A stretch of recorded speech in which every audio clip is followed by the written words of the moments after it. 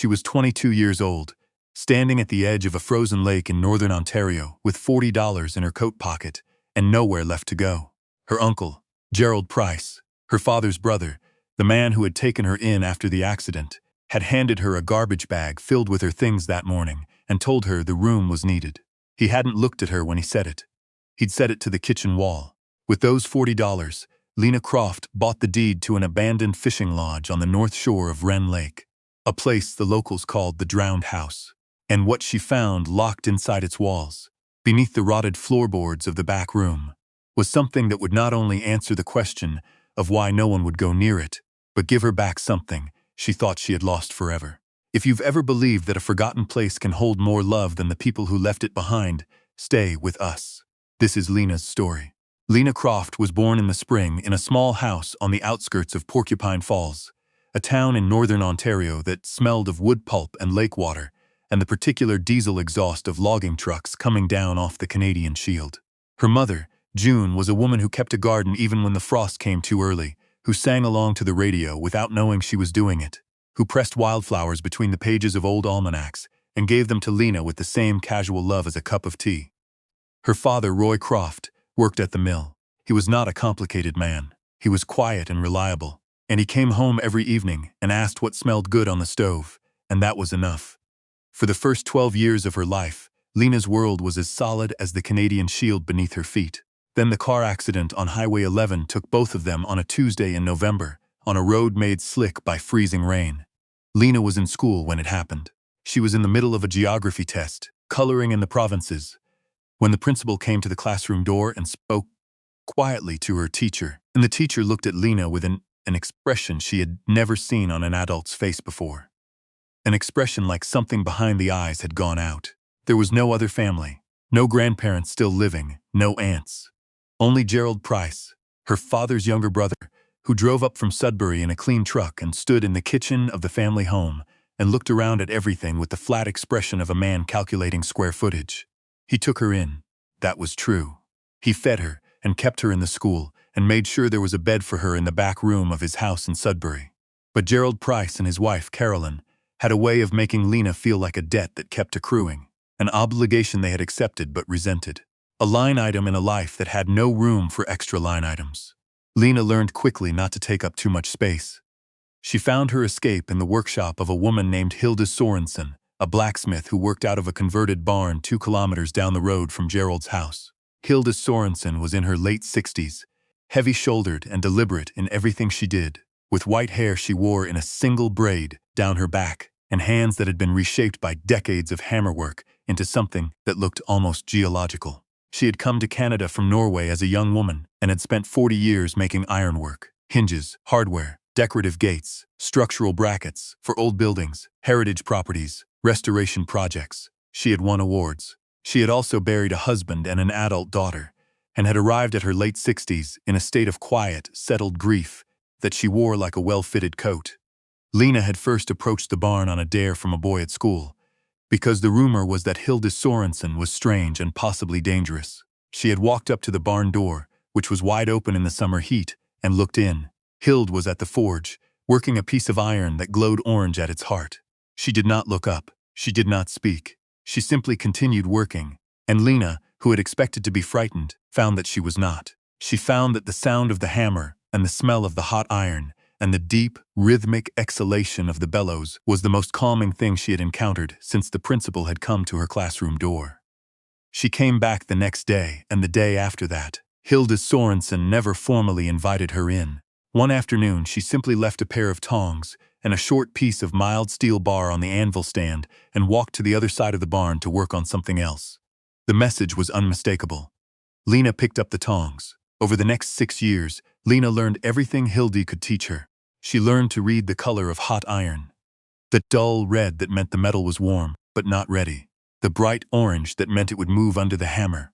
The blinding yellow, white that meant you had to work fast before it was gone. She learned to draw out a taper and upset a shoulder and weld 2 pieces of iron, together with nothing but heat and timing and the right angle of the hammer face. She learned to drift a hole and cut a thread and twist a bar into a helix so clean, and even it looked like it had been made by a machine. She learned how iron thinks. Because it does think, Hilda told her once, not in words but in the way it resists and yields and resists again, and you have to be patient enough to listen. Hilda also taught her the other things. How to assess a building's bones. How to read the sag of a roof line, or the lean of a foundation wall, and know whether it was settling or failing. How to patch a timber frame, and how to replace a sill log, and how to point the stone foundation of an old building with a lime mortar that would breathe and flex, the way old buildings need to breathe and flex. These were things Hild had learned over a lifetime of working on old structures, of being called out to heritage properties where the existing ironwork had to be matched and the existing building had to be understood before it could be repaired. For Lena's 19th birthday, Hild gave her a hammer. It was a cross-peen hammer, the handle worn to a deep amber with years of use, the head perfectly balanced in a way that took decades of work to achieve. It had been Hilda's primary working hammer for 30 years. The gift was so large and so quiet that Lena didn't speak for a long moment. She just held it and felt the balance of it and understood that she was being told something about who she was. She kept it with her, always after that. Hilda Sorensen died in the February of Lena's 22nd year, a fast and merciful stroke that took her in the night. She left the barn and the tools to a heritage foundation in Toronto. She left nothing to Lena because she had nothing to leave, but she had given her something no will can convey. Lena moved back to Gerald Price's house for the 3 months following, because she had nowhere else to go. She worked odd jobs, painting houses, stacking firewood, helping a neighbor move a fence line. She saved what she could. She did not speak much. Gerald and Carolyn had grown more impatient with the years, not less, and the house felt smaller every time she came home to it. Then came the morning in late November when she found the garbage bag on the front step and Gerald at the kitchen table reading the paper, and understood that the conversation was already over. She counted the money in her coat pocket on the bus into town, $40. Hilda's hammer in the canvas bag on her lap, a change of clothes, a bar of soap, and a photograph of her parents standing in front of their house on a summer day. Her mother laughing at something off camera, her father squinting into the sun. She sat on a bench in the town center for a long time, thinking, not with panic, but with the same deliberate focus Hilda had taught her to bring to a difficult piece of iron. You look at what you have, you think about what the material can do, you decide where to begin. She had heard once from a woman at a job site about Wren Lake, a small lake an hour and a half north, up a logging road, isolated. There had been a fishing lodge there, the woman said, built in the 30s by a family from southern Ontario who came up every summer for 30 years before the family scattered and the lodge was left behind. The county had the deed. Nobody wanted it. The place had a bad reputation. Lena took the next bus north. The county office in the town of Heron-Crocusing was a single-story building that smelled of old carpet and toner. The woman behind the counter was named Beverly Oak, a small, brisk woman who looked at Lena with the particular expression of someone who has seen many young people make questionable decisions and has stopped trying to prevent them. "You're asking about the Finnemore property," Beverly Oak said, when Lena described what she was looking for. She pulled a file from a cabinet behind her without consulting a computer. The file was thin and slightly yellowed. Wren Lake, lodge and 2 acres. Been on our books for 11 years. Why hasn't it sold? Beverly Oakey set the file on the counter and looked at her over it. The Finnemore family built it in 1934. Otto Finnemore, he was a gentleman from Hamilton, came up every summer with his wife Vera and their daughter Ruth. For about 30 years this was their place. Then the daughter, Ruth, she drowned in the lake, 19 years old. They found her in the shallows near the dock one morning in August. After that the family stopped coming. The property sat. Eventually the taxes lapsed. County took it. She closed the file. Folks around here call it the drowned house. There have been buyers over the years. None of them stayed. Lena was quiet for a moment. She thought of Hild's barn, which had also held grief, quietly in its rafters and its corners. She thought of her parents' house, which still existed somewhere in Porcupine Falls, probably with different curtains now and someone else's boots by the door. "How much?" she asked. Beverly Oak opened the file again. "County just wants the taxes cleared, $40. It was everything she had. "I'll take it," Lena said. Beverly Oak looked at her for a long moment. Then she pulled out a form. The road to Wren Lake was a logging road, unpaved, banked with snow and shadowed by black spruce on both sides. Lena walked it in the early afternoon, her bag on her back and Hild's hammer in her hand because the bag was full. The cold was significant, the kind of cold that makes the inside of your nose prickle and your breath come out in long white clouds. but the sky through the spruce tops was the particular hard blue of a clear Ontario winter day. And the snow on the ground was unbroken, and the silence was so complete she could hear her own heartbeat. She heard the lake before she saw it. A low, open quality to the air that meant the trees were about to give way to something larger. Then the road ended at a small clearing, and there was Wren Lake, and there was the lodge. It was a long, low building set back from the shoreline, built from squared timber that had grayed over the decades to the color of old pewter. A screened porch ran the full length of the front, the screens torn and sagging. The roof, a steeply pitched metal roof that had once been red, was streaked with rust and weighted with snow. One of the front windows was broken, sealed from the inside with a piece of plywood that had buckled and lifted at one corner. A dock extended partway into the frozen lake, its far end listing to one side, where a support post had given way.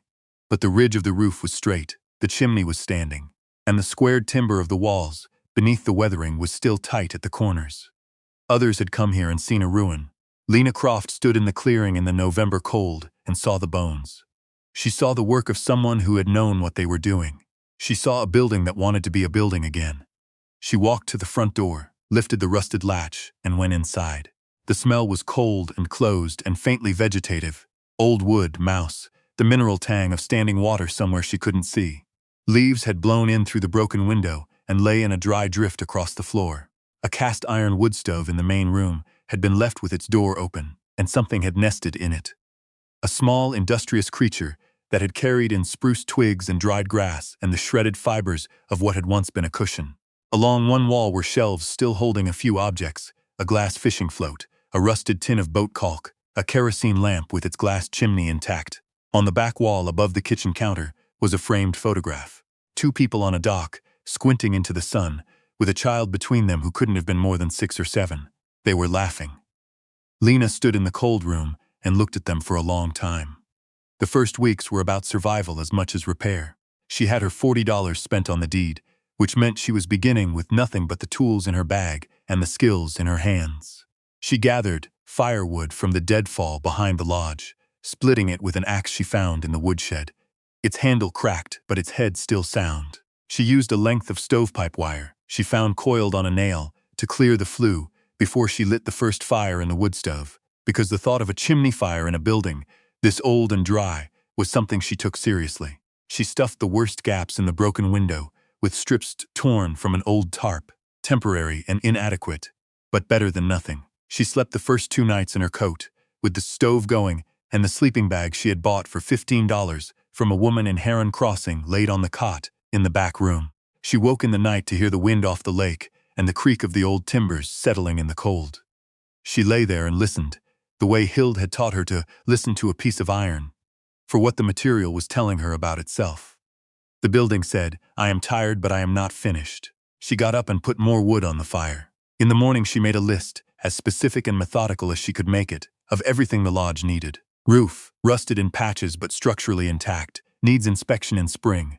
Broken a window, critical, fix first. Floor, solid everywhere except the back room where 3 boards near the far wall were soft and springy underfoot, suggesting rot below. Screened porch, screens a total loss, frames intact.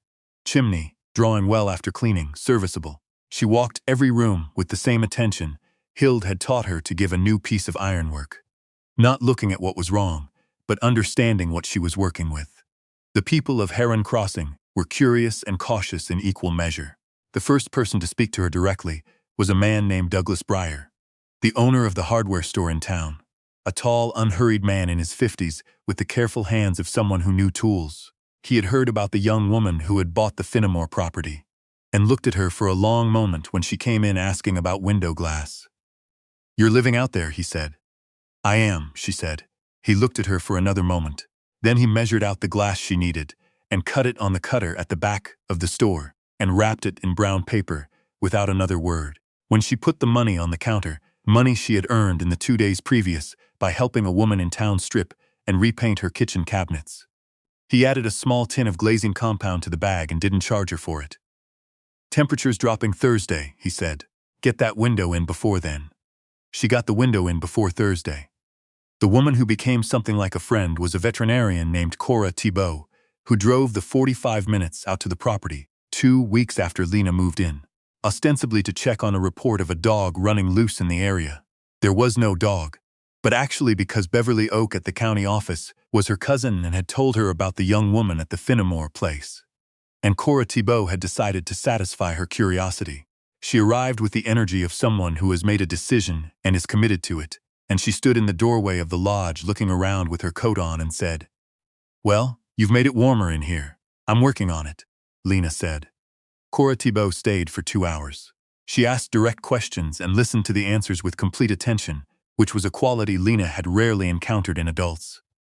She left behind a container of stew and a bag of apples and a blanket she pulled from the back of her truck, saying it was a spare and she had too many. She did not treat Lena's situation as a problem to be solved. She treated it as a fact to be worked with. Lena had not realized until that visit how much she had been holding her breath since the morning of the garbage bag on the porch. The critical repair, the one she had been putting off because it required the most from her, was the rotted floor in the back room. She had avoided that room at first. It was the smallest room in the lodge, a utility space at the back with a single small window that faced the lake, and the soft floor and the smell of old water made her wary of stepping into it carelessly. But a soft floor in winter was a problem that would only worsen, and she could not leave one whole room of the building she was trying to restore in a state of active decay. She pulled the boards up one afternoon in December, working carefully with a pry bar, stacking the ones that were sound to one side for reuse. Beneath them was the subfloor, a layer of rough sawn planks spanning the floor joists, and beneath that the joists themselves, 2 of which had gone soft and dark with moisture. She could see where the water had come in, a failed seal where the back wall met the foundation, a gap that had let years of rain and snowmelt work their way under the building. She mixed a batch of hydraulic mortar and packed the gap from outside, tamping it firm, then went back inside to deal with the joists. Replacing a floor joist in a timber frame building of this age is the kind of work that requires patience more than strength. You can't rush it. You support the structure above with temporary posts. You work the old joist free. You fit the new timber precisely so that it bears where the old one bore and no more. Lena had watched Hild do this in a heritage farmhouse outside of Sudbury years ago. She had never done it herself. She talked herself through each step the way Hild had talked her through her first hammer weld. Not with reassurance, but with information. Check your bearing surfaces. Clean contact, no rocking. Drive your spikes in pairs, opposing. She was fitting the second new joist into place, lying on her side on the cold subfloor in the space beneath the old planks, when the head of Hilda's hammer struck something that rang differently. Not the hollow sound of old wood. Something harder, something that resonated. She stopped. She worked the hammerhead back toward the sound, tapping carefully. There, along the inner face of the foundation wall, beneath a section of subfloor she hadn't pulled up, because it had seemed sound, was something wrapped in waxed canvas. She could see the corner of it in the beam of her headlamp. Dark canvas, the color of old river water, lashed with copper wire that had gone green at the twists. Her hands were cold, and her heart was not calm, but her breathing was steady. She worked the waxed canvas package free of the space where it had been wedged. Wedged deliberately, she could see, fitted into a notch that had been cut into the top of the foundation stone for exactly this purpose. The notch was clean. Someone had planned this. She carried it to the main room, where the wood stove was throwing good heat, and set it on the table. She stood looking at it for a moment. Then she unwound the copper wire. It came off in long, stiff coils, and unfolded the waxed canvas layer by layer. Inside was a bundle of Canadian bills, held together with a rubber band so old it had fused to the paper. Beside the bills was a folded letter, the envelope sealed with a strip of what looked like electrical tape, yellow with age. And beneath the letter, lying on the bare canvas, was a small hand-carved wooden fish. A brook trout, maybe 4 inches long, painted with careful, loving detail. The speckled sides, the orange fins edged in black and white, the small, intelligent eye rendered in a single dot of dark paint. It was a child's treasure, perfect and serious and very old. Lena unfolded the letter. The handwriting was small and careful. The pen pressed firmly into the page, as if the writer had wanted to be sure the words would last. My name is Vera Finnemore. I am writing this in August of 1964, and I do not know when, if ever, it will be found. Lena sat down. My husband Otto and I came to this lake in the summer of 1934 with nothing but a truck and a season's worth of savings, and the belief that a place of our own, however modest, was worth more than comfort borrowed from other people. We built this lodge ourselves over 2 summers, Otto and our neighbor Reg. while I kept the camp and mixed the chinking and painted every board of that screened porch 3 times. Because Otto said, if you're going to paint it right. We brought our daughter Ruth to Wren Lake every summer from the time she was 3 years old. She loved this lake the way some people love a person, completely and without reason. She knew every rock on the shoreline and every nest in the trees back of the property. She caught her first fish off the dock when she was 5 and cried when we made her put it back, and then she laughed, and then she cried again, and that was Ruth. This money, $320, is what we were saving for Ruth's first year at the University of Toronto. She had been accepted into the nursing program. She was going to leave in September. She drowned in August. She went swimming alone in the early morning, something she had done 100 times, and she did not come back. We found her in the shallows near the dock. The lake was perfectly calm. We never understood. The handwriting became slightly less. Even here, the pressure on the pen lighter. Otto could not come back after that. We tried the following summer. He stood at the edge of the property for 10 minutes looking at the lake, and then he got back in the truck. We drove home to Hamilton. He never spoke of the lake again. He died in 1971 of a heart that had been broken since 1964, I believe, though the doctors called it something else. I am an old woman now, and I have come back to settle things. I cannot sell this property as though it were just a piece of land. It is not just a piece of land, but I cannot keep it either. I am putting this money here because I don't know what else to do with it. It was Ruth's. I cannot spend it. I cannot bring myself to give it to strangers. But you are not a stranger, whoever you are. If you have found this, you are living in this building. You have lit fires in the stove, and you have looked out at the lake, and maybe you have come to love it a little, the way Ruth did. I hope so. I hope it has been kind to you. Use this money for the building. That is all I ask. Not for yourself. For the building, there is good structure here. Otto built honestly. He would have hated to see it fall apart. The fish was Ruth's. She carved it herself when she was 9 years old. She was enormously proud of it. I am leaving it here because it belongs to this lake. It belongs to this place. When you are ready, when the place is right again, put it somewhere it can be seen. She would have liked that. Take care of this old building. Take care of the lake. I believe it is still a good place. It just needs someone to believe that. Vera Finnemore. August 1964. Lena sat for a long time in the warmth of the wood stove with the letter in her lap and the carved fish in her hand, the painted eye looking up at her with that perfectly serious expression. The cold of the back room had gone out of her hands.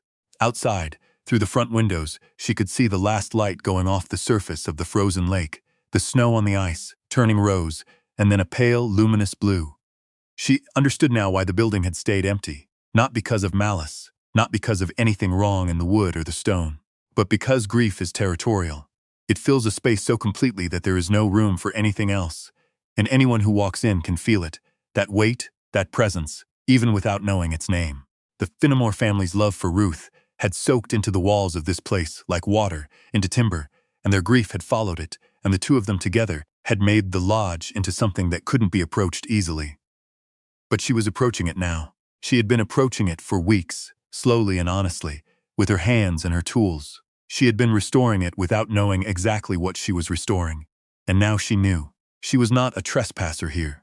She was the person Vera Finnemore had left the letter for, not her specifically, but someone like her. Someone who would come here with nothing and see what the building could still be. She held the wooden fish carefully, as you hold a thing that matters, and made a promise to the quiet room around her. The $320 changed the scope of what was possible. Not in a way that made things easy. It was still a hard winter, and she was still one person doing the work of several, but in a way that made them possible. She bought good mortar and lumber. She bought proper glazing for the rest of the windows, and a roll of quality roofing, felt for the section of the metal roof that had begun to lift at the north end. She hired for 2 days a man from Heron Crossing named Cecil Pruitt, a retired carpenter who had worked on timber frame buildings all his life, to help her assess and repeg the worst of the loose mortise joints in the main room's structural posts. Cecil Pruitt arrived at 7 in the morning with his own tools and said very little, but worked with a quiet authority that reminded her, painfully and warmly, of Hilde. On the second afternoon, watching her use the cross-peen hammer to drive a white oak peg into a fresh bored hole, he said, "Where'd you learn to do that?" "A blacksmith in Sudbury," she said, named Hilde Sorensen. He was quiet for a moment. Then, "I knew her work, good ironwork, old school."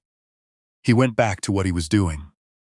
That was enough. Douglas Breyer from the hardware store came out one Saturday with his son to help her rehang the screened porch door, which had been sitting in the woodshed since she'd taken it off its sagging hinges weeks earlier. His son was 14 and tall and bored until Lena handed him the plane and showed him what needed to come off the edge for the door to hang true, and then he was not bored. Douglas Breyer watched his son work the plane and said nothing, which was the right thing to say. Cora Thibault came more regularly now, sometimes just to sit with a cup of tea and look at what had changed since her last visit. She brought people occasionally, a friend who wanted to see the lodge, someone who'd heard about it in town. The reports that traveled back to Heron Crossing seemed to shift something in the way people thought of the Finnemore property. The drowned house was becoming something else. People started calling it the Wren Lake Lodge again. It had been a long time since it had a name that wasn't a warning. One evening in February, the air outside cracking cold at 30 below, Lena sat in the main room with the stove going and Hilda's hammer on the table beside her. She had been drilling new brackets for the porch frames, and her hands ached in the good way of sustained work. She got up and went to the shelf above the kitchen counter, the same shelf where the fishing float and the kerosene lamp had sat undisturbed for 11 years. And she added something to it. The carved fish, its painted eye steady and calm, now looked out into the main room of the lodge that Ruth Finnemore had loved as a child. In the warmth of the lamp, its careful painted speckles caught the light. Lena stepped back and looked at the shelf for a long moment. She thought about her parents' house in Porcupine Falls, the one with different curtains now, the one she could not go back to. She thought about Hild's barn, standing empty now, the tools given away to strangers. She thought about Gerald Price at his kitchen table, with the paper and the wall, and the garbage bag, and the bus north, and the $40. She thought about Vera Finnemore, an old woman coming back alone to a place that had broken her heart, leaving money inside the wall because she couldn't bear to leave the building to chance. None of them, not June and Roy Croft, not Hilda Sorensen, not Vera Finnemore, had meant to leave her anything. Life had simply arranged things, the way a river arranges stones, not by intention but by force and time, and the particular shape of the land, and somehow what she had been left was this. A hammer that fit her hand, a building that needed her, and a lake that had been waiting without knowing it was waiting. She was 22 years old. She had spent her last $40 on a fishing lodge that everyone called the Drowned House. It was the best $40 she had ever spent. The first ice went out of Wren Lake in April, in the particular Canadian way. Not all at once, but in patches. The dark water opening first near the shore, where the ground had absorbed enough sun, spreading slowly outward until one morning you woke up, and the whole surface was moving, and the geese were back. Lena was there for it, standing on the dock, repaired now, its listing post replaced with a pressure-treated timber she'd set in a new concrete footing, watching the ice break up and drift. The screened porch had new screens. The roof was tight. The foundation was solid, and the floors were sound, and the wood stove had kept her warm through the whole long winter without a single failure. She put her hand in her coat pocket and found, as she had known she would, the cross-peen hammer. She took it out and held it at her side in the April light, the way Hild had always held a tool when she wasn't using it, not gripping it, just carrying it. Ready. There is a question we find ourselves wanting to ask, sitting with this story. Not just about Lena, or about the Finnemore family, or about the lodge on Wren Lake, but about what it means when a place holds on to something, holds on to the love that was poured into it, the care, the grief, and waits. We wonder sometimes whether the buildings we walk away from remember us, whether the spaces that have held the best and worst of our lives keep something of that in their walls the way old timber keeps the shape of the tree it came from. Lena Croft didn't solve a mystery. She didn't break a curse. She just showed up with a hammer and stayed. And we think that might be the most important thing a person can do. So here is what we want to leave you with today. Think of a place, a building, a room, a piece of land that someone gave up on, a place that holds something other people couldn't see past, and ask yourself, what might it be waiting for?